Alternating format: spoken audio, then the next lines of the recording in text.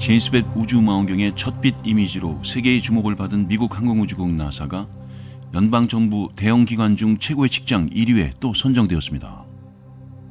나사는 비영리 초당파 단체인 공공서비스 파트너십이 보스턴 컨설팅 그룹과 함께 조사한 최고의 직장 10년 연속 1위에 올라 제임스 웹 망원경을 통해 보여준 눈부신 성과가 얻어 걸린 것이 아니라는 점을 입증했습니다. 이 조사는 연방인사관리처가 482개 기관의 직원 62만 4,800명을 대상으로 매년 실시하는 연방공무원 견해조사의 응답을 토대로 한 것으로 연방공무원의 직장에 대한 연대감과 만족도 등을 평가해 순위를 매깁니다. 공공서비스 파트너십은 연방공무원이 자신의 직장에 대해 연대감을 갖고 만족도가 높을 때 정부기관이 가장 효율적으로 움직일 수 있다는 취지에 따라 2003년부터 매년 이 조사를 해왔습니다. 나사 다음으로는 보건사회복지부와 상무부, 연방정보부서, 그리고 보훈부 등이 대형기관 탑5에 올랐습니다. 나사가 직장순위 1위를 고수하게 되는 것은 인류 전체를 위한 탐사와 발견의 고무적인 임무를 수행하면서 직원들을 지원하고 보완해온 헌신이 반영된 결과라고 평가되고 있습니다.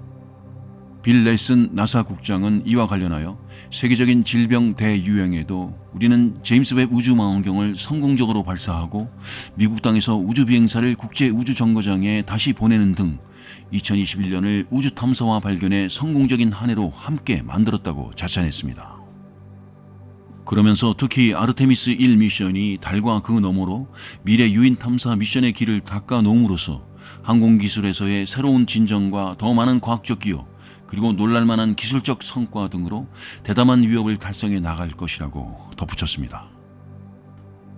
한편 연방 공무원들의 전체적인 연대감 및 만족도 점수는 100점 만점에 64.5로 2020년에 비해 4.5 떨어진 것으로 나타났습니다. 이런 하락은 코로나19 확산으로 1년 반 이상 서로 떨어져 일하면서 사무실 복귀 여부가 불확실하고 일부는 보건 위기 속에서도 중요 공공서비스 일선에 투입되고 있는 데 따라 나타난 현상으로 제시되었습니다.